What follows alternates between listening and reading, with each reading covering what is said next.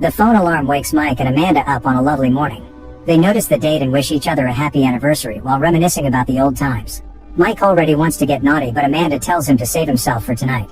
Moments later, Amanda teaches her students about pollination before the bell rings and she says goodbye for the weekend. Amanda notices a girl stays behind and talks to her to learn the other kids mock her for having old shoes. She makes sure to comfort her and assure her there is nothing wrong with old things. After class, a coworker asks Amanda out for a drink, but she turns her down because of her anniversary plans. Mike surprises Amanda by showing up at school with flowers and wearing some old suede clothes from his youth. The couple leaves town and after a short car ride they make it to the restaurant where they got married. They enjoy some juicy burgers while listening to the lovely singer. Then they rent a room and get naughty. Once they are done, Amanda does some leg movements that supposedly should help Mike's swimmers get her pregnant. Mike wants another round, but suddenly Amanda gets a terrible migraine. Sometime later, Amanda tells Mike that they might have bought a crib too early because she got her period. She wants to sell it because she thinks she will never get pregnant considering she has already had a couple of miscarriages, but Mike assures her they will need it soon, so they are keeping it. At work, the foreman asks Mike to look for a certain coworker. Mike finds Shane in the office watching a show called Dumb Dummies. It is a reality show in which desperate people do whatever the audience pays them to do, and it can get pretty dark. Right now a man is drinking his own pee on the screen. Mike thinks it is insane and tells Shane not to watch this on the work computer. At school, Amanda is teaching the kids about solar panels when suddenly she starts feeling dizzy and passes out. Mike gets a call at work and immediately rushes to the hospital, where he is devastated to discover that Amanda has a brain tumor and may never wake up. Because of the tumor's size and location, they cannot cut it out. Mike refuses to accept this, so the doctor tells her about a new experimental procedure that may be able to help Amanda, although it may have some risks. Later, while Mike is keeping an unconscious Amanda company, he is visited by Gaynor from a company called Rivermind.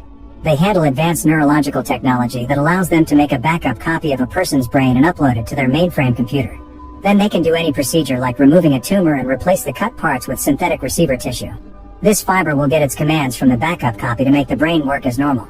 Mike is skeptical, so Gaynor reveals she went through this procedure, even showing him pictures of how terrible she looked after an accident that almost killed her. She swears she feels and functions normally both physically and mentally. Hearing this, Mike agrees to hire the service and Gaynor shares more details.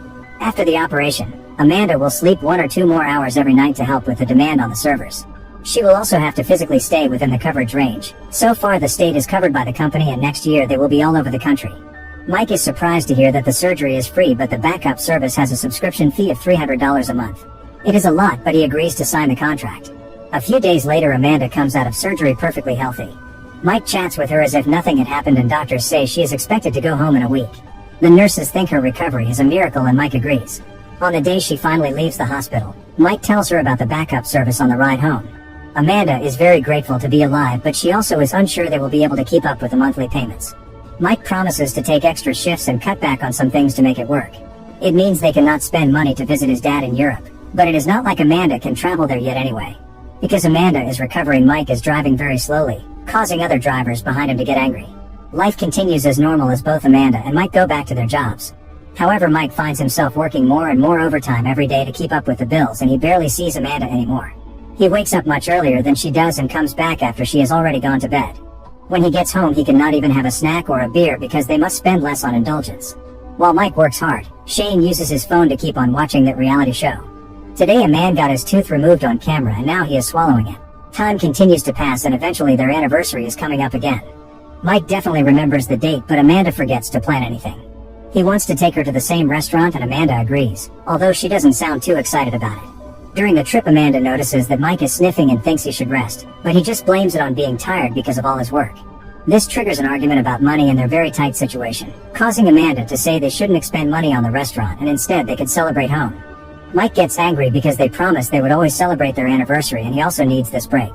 The argument slowly gets worse, especially when Mike implies she doesn't work as hard because she doesn't do manual labor.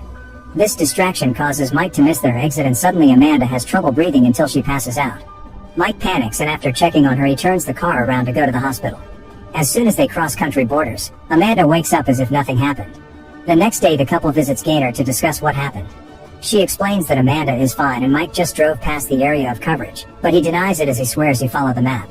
Gaynor clarifies that they are currently upgrading their towers so that they can offer a new subscription service that has extended coverage. These new towers are already in most areas of the country, so if the couple just wants to leave their simple town they have to pay for the upgraded subscription, which costs $800. Amanda freaks out as she points out they cannot afford it, so Gaynor reminds them they can keep their current subscription and stay home. As days pass, Amanda notices that she is sleeping more and feels like there is an electronic whistling in her head. While telling Mike this over breakfast, Amanda keeps getting coffee types confused as if they were not drinking the same things as always.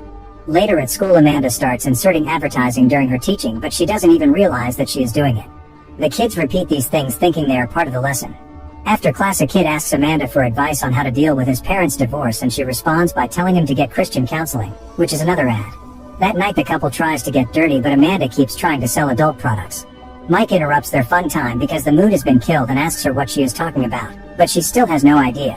When he pulls away, Amanda drops a new ad for a groin dysfunction gel, and Mike finally realizes what is going on. The next day they see Gaynor again, and she explains those are commercial messages as if it was obvious and normal. Apparently it is something that they are testing as part of the evolution of the different packages. Amanda snaps and asks her to stop calling them messages because they are ads, but Gaynor just tells them to upgrade to Rivermind Plus if they want to get rid of them. Unfortunately, they cannot afford it, and Amanda calls the company sick. Later at school, Amanda tells the poor girl to get better shoes because of another ad. Then she is called by the principal because parents have complained about Amanda advising their son to get Christian counseling. Amanda gets frustrated when she realizes the ads are happening in school too, but before she can explain, another ad directed at the principal interrupts her. When Amanda gets home, she informs Mike that if they don't stop the ads, she will get fired and they won't even be able to afford the basic package. After Amanda goes to bed, Mike goes to the guest room and locks the door with a chair. Then he puts on a mask and creates an account on Dumb Dummies to start making some extra money. The next morning, Amanda is already sharing ads over breakfast, so Mike uses the money he made last night to update the package, which instantly ends an ad while it is still going. However, he tells his wife he got some extra money from his extra shifts and promises to take her to the restaurant for their next anniversary. When Amanda returns to the school, the boy she gave advice to won't talk to her anymore. Every night Mike continues to appear on the reality show, and the viewers keep asking for much crazier things.